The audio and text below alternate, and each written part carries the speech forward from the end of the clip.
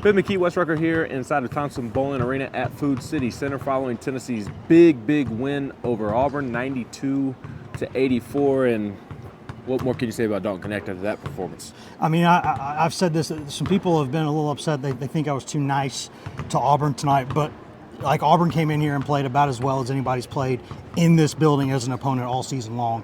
Better than I think South Carolina played when it came here. Tennessee was just better than that. Dalton Knecht was just better than that. I think that even more just underscores just how impressive that was from Dalton Knecht. That's a top 5 defense that he made look JV-ish in the second half. I've been here, well, I guess since 2000 or so, Ben. Chris Lofton's the only guy that I've seen in this program that I think truly holds a candle to what number 3 can do. And that's no disrespect to anybody else, but Knecht's just absolutely phenomenal. Yeah, and I asked Bruce Pearl kind of that question after the game about where he obviously is very aware of Tennessee's program and its history, and I asked him, watching from afar, where Dalton kind of stands out amongst that tradition, and he said that with the size and the versatility, it's hard to think of anybody else like him. But, and this was a great point, he will ultimately be remembered by what this team does in March, fair or unfair. But tonight, to me, another reminder that Tennessee has the ultimate trump card as March approaches with that guy, Dalton Knecht, because Auburn made a run, and we've seen Rick Barnes' teams the past couple of years throughout his tenure at Tennessee kind of crumble when Auburn makes runs in Auburn and in Knoxville. And Dalton Knecht did not allow that to happen tonight. No, I mean, with all respect to Pearl, you know, he's always said, and he said this since he was at Tennessee, he thinks the SEC Player of the Year is the best player on the best team, which is one way to look at it, not the way I look at it. Dalton Knecht is the best basketball player in the Southeastern Conference. If Man Mountain at Purdue didn't exist, we would be talking about the Naismith winner. And maybe we need to start having a conversation. I think it would be fair to have that conversation, but I just don't think it's going to happen. So we'll see. But regardless, I mean, it's what he can do.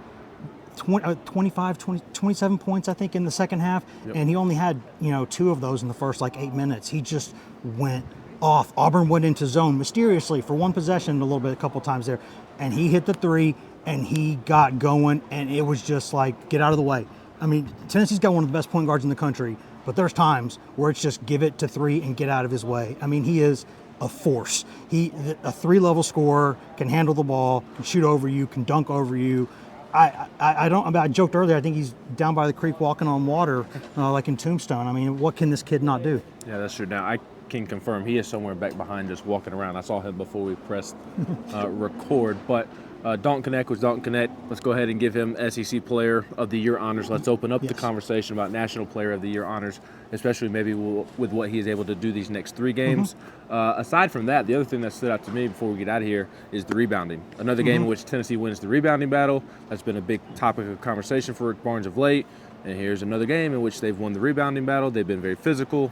Seems to be trending in the right direction there. Yeah, that's not an easy team to out-rebound, right? Broom is one of the best big men in college basketball. They're one of the best rebounding teams statistically in the country. And he was fantastic in this game, especially in the second half, and Tennessee went pound for pound with them. And I really quickly want to mention the plays that Vescovi and James made down the stretch. Yes. Both of those guys made absolutely game-winning type moments in those final 3 minutes. James with those couple blocks, Vescovi with that Johnny on the spot put back there, which again, it's not dagger. That's not just luck. He saw where that ball was going. He went and made that play, and it was a hell of a play. But yeah, I mean, Tennessee had to match the physicality of Auburn. Ziegler said that. You know what you're going to get from Auburn. You know how hard they play. You know how many dudes they roll in. They're like an assembly line. They just throw bodies at you, and they play fast, and they play hard. And they'll foul you 100 times and not care. They're going to play the same way. You have to match that.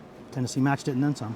Yeah, and quick turnaround, another big one, equally as big. Technically, I guess, a bigger game because it's on the road in a place that is going to be hostile against a team that's going to want to have revenge.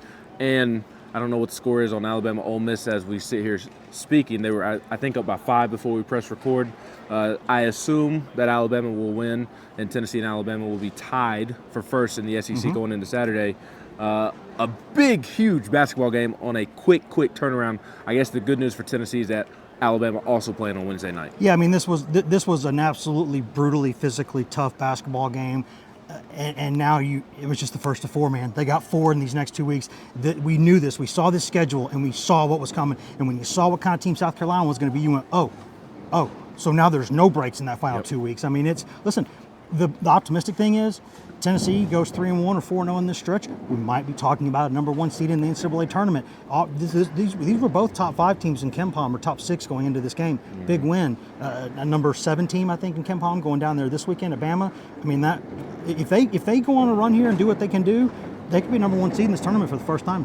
Yeah, and you also probably win an SEC championship in the process. So Wes and I will make our way down to Tuscaloosa on Saturday and have plenty of coverage from Coleman Coliseum this weekend. But in the meantime, we have plenty of coverage of Tennessee's big win over Auburn up at the site at GoVols247.com. He's Wes Rucker. I'm Ben McKee.